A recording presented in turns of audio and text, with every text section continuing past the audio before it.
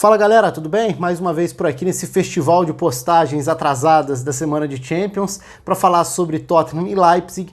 Então vamos falar um pouco sobre principalmente a organização ofensiva do Leipzig, que para mim foi o ponto mais interessante desse duelo, a vitória alemã em Londres, né, um resultado importante do time do Nagelsmann. Antes, convido você a se inscrever aqui no canal, clica aqui embaixo, ativa o sininho, se inscreve, deixa aí também a sua mensagem, seu comentário, a curtida no vídeo, tudo isso que é sempre importante. Mas vamos falar então sobre esses aspectos táticos também do jogo. Foi um jogo controlado pelo Leipzig, um jogo dominado mesmo na iniciativa, na forma como trabalhou melhor a bola, na forma como conseguiu conter durante boa parte do jogo o perigo que as transições, que os contra-ataques do Tottenham poderiam representar. O Leipzig fez um jogo ao seu estilo, marcação forte, ocupação do campo de ataque, nem sempre teve tanto espaço assim para contra-atacar, e essa é uma arma forte do Leipzig nos últimos anos, mas o time com o Nagelsmann ganha também um pouco do repertório que a gente já tinha visto no Hoffenheim, da questão de como ocupar espaços com diferentes estratégias, diferentes formações, diferentes variações. O Hoffenheim do Nagelsmann foi um time de tanta variação que alguns jogadores até chegaram a criticar a complexidade que era trabalhar com o Nagelsmann do ponto de vista tático, porque você tinha tantas opções táticas para o mesmo jogo que às vezes isso confundia. O Kramaric chegou a falar sobre isso uma vez, e é algo interessante também porque é um alerta, né? Obviamente não são máquinas, são jogadores, são pessoas, e você não consegue sempre processar tudo para mudar e acompanhar o pensamento, o raciocínio do técnico que está de fora, querendo mudar determinadas coisas, querendo implementar determinados sistemas de jogo ou fazer mudanças táticas. Mas nesse jogo especificamente nem foi o caso de mudanças muito radicais. O funcionamento do Leipzig estava definido desde o início do jogo e funcionou. Então, olhando para o campinho, a gente vê como eram as formações, o Tottenham com duas linhas com 4, o Gedson jogando na direita, como meia pela direita, então naturalmente você teria um meio-campista que ajudaria a encorpar um pouco mais o meio, tentando carregar a bola para eventuais transições.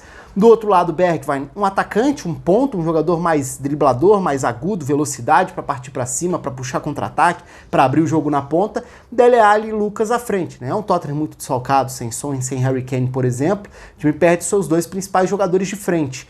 Então o Lucas virava uma ameaça para correr, né, para correr com a bola, para ser lançado. O Dele Alli tentando ser esse jogador que poderia receber o passe para de repente acionar o Lucas em velocidade, para esperar e sustentar a bola na frente para o Bergwijn passar, mas não funcionou. O que a gente viu foi o Tottenham sendo dominado na maior parte do tempo. No final do jogo, é verdade que o Tottenham ainda tenta uma blitz ali, um abafo, chega a criar algum perigo. O Gulaxi, quando foi exigido, foi muito bem também.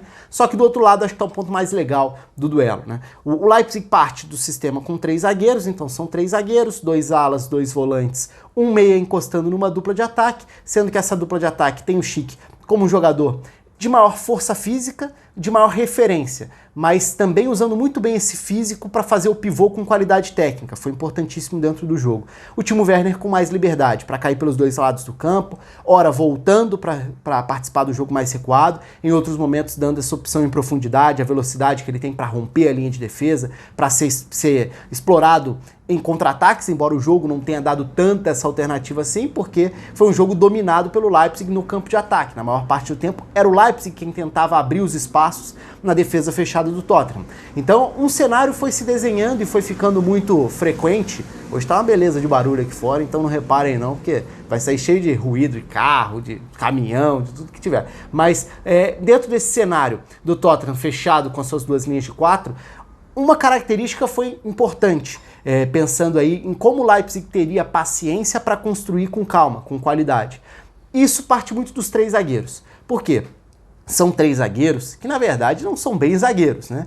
Klostermann e Halstenberg são laterais, que podem jogar no trio da zaga, mas são laterais, que já formaram laterais, uma dupla importante, inclusive, né? Com o Leipzig em outros momentos. E o Ampadu, que é também um volante, né? Formado como um volante e jogando como um zagueiro. Então, são 3 jogadores que têm capacidade de passe, de projeção com a bola, que sabem jogar numa faixa mais avançada do campo. Então essa iniciação de jogada do Leipzig, a partir do trio de zaga, era, na verdade, uma iniciação de jogada muito confortável em ocupar um espaço mais adiantado do campo. E aí começava esse processo do Leipzig, de distribuição das peças dentro de campo e de como acionar e progredir com essa bola. E isso começava com esses 3, os 3 zagueiros, entre aspas, chegando a dupla de volantes com Laimer e Sabitzer, dois jogadores também que podem jogar em diferentes funções, já fizeram funções diferentes. E qual que era o ponto aí? Se Dele Alli e Lucas marcavam dando esse primeiro combate, o Leipzig iniciava com 3 jogadores contra esses dois.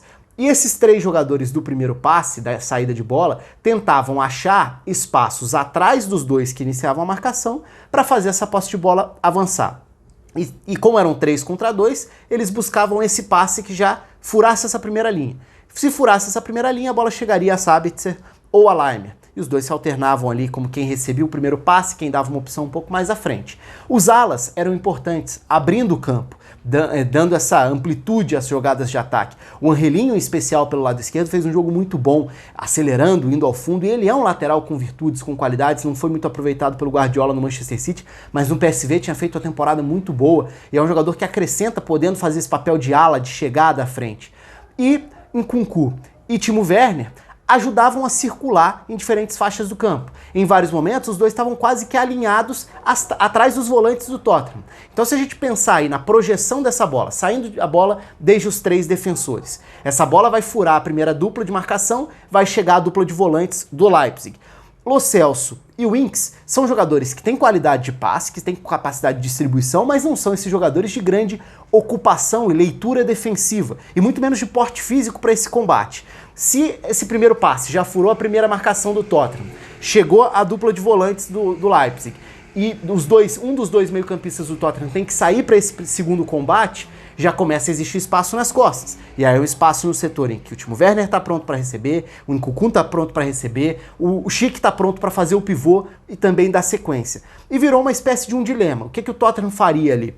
A marcação pelo lado vai ser como, por exemplo? Se o Angelinho está pronto para receber de um lado, isso vale para as duas alas, né? Se os dois alas estão bem abertos, quem vai receber essa bola? Se os meias abertos do Tottenham abrem, eles esvaziam o meio. E o centro já é sobrecarregado para Lo Celso e Winks. Se eles fecham, eles estão deixando os corredores abertos para os alas. E eles vão receber com um pouco de tempo até que os laterais saiam para esse combate. No início do jogo isso aconteceu bastante. Os meias abertos protegendo o centro, os laterais saindo para os combates aos alas. E os alas do Leipzig começaram a receber essa bola com tempo e conseguiam chegar à frente, até que batessem de frente, com o Aurier de um lado, com o Ben Davies do outro. Aos poucos isso vai mudando. O próprio Gedson começa a fazer um papel de tentar fechar quase como um quinto elemento da primeira linha para marcar essas subidas do Angelinho pelo lado. Então o Tottenham tentava se ajustar, mas era um cenário que dava vantagens ao Leipzig em diferentes setores do campo com a bola. Então o Leipzig era confortável na saída de bola, encontrava um passe numa segunda altura ali do campo, nessa altura dos volantes,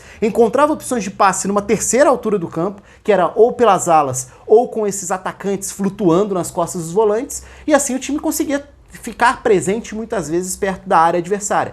E o Tottenham teve muita dificuldade, tanto para controlar isso, tanto que o Lloris fez defesas importantíssimas no jogo, né? Acho que de uma maneira geral, a sensação é de que o Leipzig poderia ter saído com um resultado melhor ainda. Ganhou fora de casa, poderia ter encaminhado a classificação com um 2-0, por exemplo. É verdade que o Gulax também fez defesas importantes, mas a participação do Lloris foi fundamental. E muito bom o jogo, citei o Angelinho, mas muito bom o jogo do Schick também, né? Fazendo muito bem esse papel ali de ganhar no físico, conseguir ganhar essa primeira bola recebendo de costas para os zagueiros, quando o zagueiro saía para o combate, ou recebendo e ganhando no primeiro duelo do volante que estivesse no setor. E aí tá algo importante, eu citei a questão de como os meio-campistas do Tottenham nessa formação têm capacidade de passe, mas eles não tiveram capacidade para reter a bola durante boa parte do jogo. Mas é importante, uma menção importante, a boa partida do Lo Celso. Lo Celso foi, para mim, o grande nome do Tottenham na partida, em diferentes funções, né? Porque ele começa o jogo como esse meio-campista central, lado a lado ali com o Winks. Depois, no segundo tempo, com as substituições, o Tottenham muda um pouco esse funcionamento. A formação seguiu parecida, mas o Lo Celso passa a jogar do lado, então ele tinha mais liberdade para avançar, para receber um pouco mais à frente. O Tottenham depois coloca em campo outras peças, né? Até para buscar reestruturar esse meio-campo, tentar marcar um pouco melhor, tentar atacar um pouco mais. Entra o Ndombele, entra o Lamela também, mexe no posicionamento do Lo Celso, mexe no posicionamento do Bergwijn, mas num todo, para mim, o grande ponto da partida foi a superioridade e a capacidade ofensiva que o Leipzig mostrou. Primeiro, para dominar o Tottenham jogando em Londres. Segundo, para gerar perigo avançando constantemente. e furar essa ideia e quebrar essa ideia do Tottenham, que é, como a gente sabe, né, o Mourinho tem uma capacidade muito grande para montar times fortes nas transições, um time que sabe se fechar rapidamente e que sabe atacar o adversário rapidamente ao recuperar a bola. Contra o Leipzig isso não funcionou. O Leipzig é um especialista nesse jogo de transições também, mas nesse jogo, além de ter controlado o Tottenham, conseguiu atacar bem, tendo paciência para ocupar os espaços no ataque. Bom, é isso. Conto aí com os comentários de vocês, mais um vídeo um pouco atrasado de Champions, mas a gente, obviamente, dá esse espaço a Champions por aqui, porque merece, foi um jogo bem legal, principalmente pelo que o Leipzig apresentou. Conto aí com a inscrição de você, se você ainda não se inscreveu. Curta o vídeo e comente também. Um abraço, até a próxima.